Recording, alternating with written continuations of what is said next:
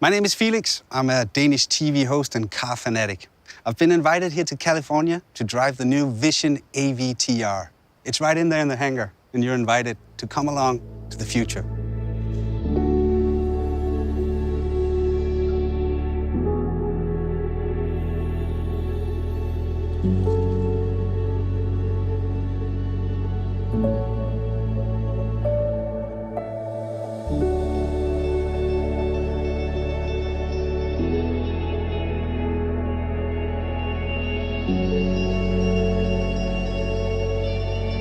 This must be the control unit.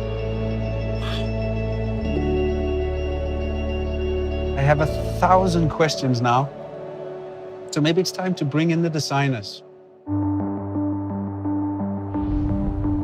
Well, I'm here with Gorden Wagener, Chief Head of Design at Daimler. Was that correct? Chief Design Officer. That was almost correct. Chief Design Officer. But the most important thing is that, Gorden, this car is something you authorized. What's the vision behind this car? What's it supposed to be? We wanted to create a vehicle that is not alien to its environment, that's almost a part of the ecosystem of the environment. And we actually didn't want to create a vehicle. It should be almost something like a living organism. Mm-hmm. I think you succeeded in that because it doesn't really feel like a car anymore, except it has 4 wheels. Actually, it can crab sideways. Really? Yeah. Like Why? 30 degrees sideways. Because we didn't want to have conventional wheels. These wheels, they look more like an animal paw, like soft and gentle. When you look at this car, what is it that you see as a designer? First of all, I think it looks very futuristic thanks to that super futuristic proportion. We wanted to create something that is very efficient looking, something that is almost like bio-design in harmony with nature. So it goes very gentle through the wind. From the materials, there's a lot of recycled materials. We have the dynamic car, which is fully recycled. We have this Karun wood, which is fast-growing rattan, very sustainable. We have all these fabrics, this ocean waste plastic. Mm-hmm. So from the material side, yeah, this is completely sustainable. And of course, our vision is the 100% sustainable car, and that car should embody this. Should we sit inside? Yeah, let's do that. You want to go on the other side? Yeah, sure. So actually the first moment is that wake-up moment when you enter the car and the car wakes up. So you see all these light strips, they come alive, and then you start that merge moment, and we connect with this merge device here. And of course, you can steer the car forward, backward, left and right, and then when you want to crab sideways, you tilt that. So there's a sensor in there as well? Yeah, and actually if you see it, it goes up and down like the car is breathing, and then it boots up and you see the screen. And now we are actually flying through the world of Pandora. And this is so cool about this project, as we are stepping even out of the car industry and go into a different industry or merge it with a different industry. In this case, entertainment, one of the biggest entertainment companies. And for me, I see Mercedes not really as a car brand. I see it as a leading luxury brand. In fact, we want to make it the most loved luxury brand. And projects like that with corporations from other fields bring us so much more inspiration that we can elevate what we do to a different level. Can we drive? Let's go and drive. Let's take it out for a spin. And you haven't driven it before. It's No. your first time as well. Whoa. So let's move it slightly forward, okay? We are rolling. Yeah, but steering wheels are so last year.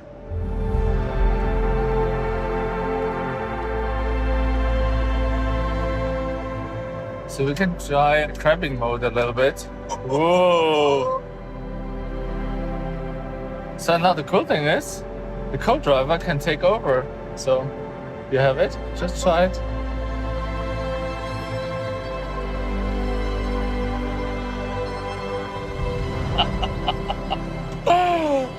Oh, this is so cool. So, Vera, you were the head designer, lead designer on the user experience of the car, right? Yes, correct. I'm the Director of Advanced User Experience Design. Exactly. That's you. So when I saw it the first time I saw it, and I went over to it, and I had this feeling that it was trying to communicate with me, with the flaps and the lights and all. So that was your department?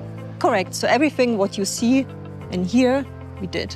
So when I get into my 2020 Mercedes, there's a lot of linguatronic. You can talk with the car. Yes. This one, you don't talk with it. No, here we don't talk with it. Yes, it's imagine once you talk with a car, it's more issue and command. We want to reduce this idea and say, hey, this element is more like a skin of ourselves, like a digital membrane of ourselves, which influence us and can provide us an amplify experience to our outside world.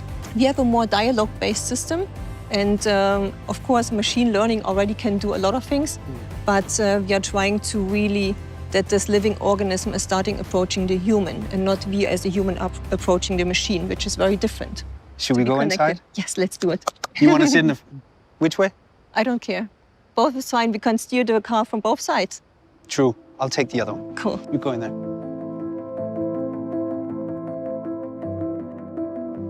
So what do we see? We see no steering wheel, we see no buttons, we see no touch screen, no pedals. No. But at the middle console, we see a device, we call it merge control. And what we see, it's pulsating. And once you want to connect with the machine, we put down our hand. What happens in my seat? And you feel the vibration in the seat of the exciters. You feel the heartbeat. It's my heartbeat now. And now we are connected to the system. So normally you as a human, you approach the car. So you steer the steering wheel, you touch a screen, you issue a command. But we did it very differently in the Vision AVTR. In the Vision AVTR, you lift your hand and icons are projected onto your skin. I'm not touching the display anymore or pushing a button. No. But what I do is I raise my hand. You can do the same thing on your side. And then I move left and right. And you see that icons are projected onto my skin, onto my palm. So all your senses are triggered, not only the visual one, but also the haptic one and the acoustic one. And then let's go to Pandora. Yeah. Shall I close it? Yeah. Then we select the Benji maybe. And you see how this gets pinkish. And now you look through the eyes of this Benji, you feel the heartbeat, and you see what the Benji would see. In this sense, this experience that the car is really starting approaching you with the interface is very new and unique, and it hasn't been done before. Yeah, and then, at the same time, make it look as luxury as this is. This is the future of luxury. I think you see how the interior design and the UX design here come together as a one whole art piece almost. When you as a department think of stuff like this, then of course everything you think of isn't possible. So you have to have a meeting with somebody in a technical department that actually tells you whether this is possible or not. Our engineers are very creative people, very knowledgeable, and only as a collaborative team, designers and the engineers, we can come up with these really functional prototypes. And it's very important. It's functional. It's not faked. It's really working. I don't quite understand all of it, but you did a good job. That's great. Well, ladies and gentlemen, I'm here with Alex Dang. He's a designer at Mercedes-Benz, and he's actually the one who drew the lines for the Vision AVTR. Hi, Alex. Hi.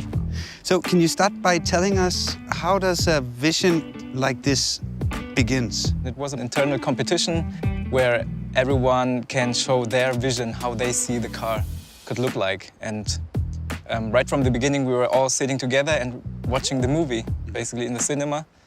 And while watching the movie, I did some scribbles and was thinking about how can I implement some shapes from the movie into the car. And then you actually won the competition? Yes, it was a long process. Internally, it's a competition, but in the end, it's like a team effort because you get some ideas and the other one gets some ideas and the designs keep getting better. So how long time did it take from you put the first line on a drawing until the design was ready? It was like 2 years, I would say. Was it difficult for you? Sometimes it comes natural and then sometimes it's a struggle. But you have to deal with it and trust the process in a way. Because in the end, there will be something cool coming out. If you feel too comfortable, then you're too much in your comfort zone, I would say. And creativity is, I think, about getting out of the comfort zone, which doesn't always feel nice, but then you can create something new, something stunning. Push the limits. Push to the limits, exactly. So you came up with the idea for the wheels? Yes, because I watched the movie and I saw the wood sprites and I thought, why not trying to implement those into our vision? What was the biggest challenge for you on the design of this car? I think the biggest challenge for me was to combine the best of both worlds, like this science fiction avatar world, into our reality and still make it recognizable as a Mercedes-Benz. Let's move to the back. Yeah. Because of these flaps that makes the car come alive. What's the story with these? We have 33 flaps, and the main functions are aerodynamics, communication, and also the expression. Because the aerodynamics, the main idea to change a lot of surfaces, to change the aerodynamics in a way that you want to have it or you need it. And the second is the communication aspect. You're sitting in the car, driving it. You can show, the first time, you can show your intentions to the outside, whether you're accelerating, you're braking, or you turn. Yeah. So everything will be manifested to the outside through the omnidirectional flaps. And the third is, because it's an artificial intelligence, it's like a living object, it also has emotions that can be expressed to the outside through the motion design. What do you think it drives like? I think it would drive like something that you've never been experiencing before.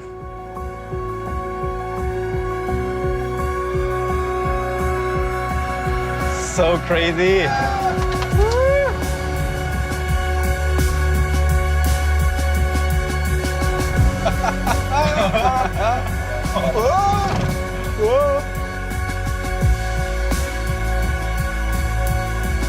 I can imagine waking up in my bed now like, oh, what's just a dream.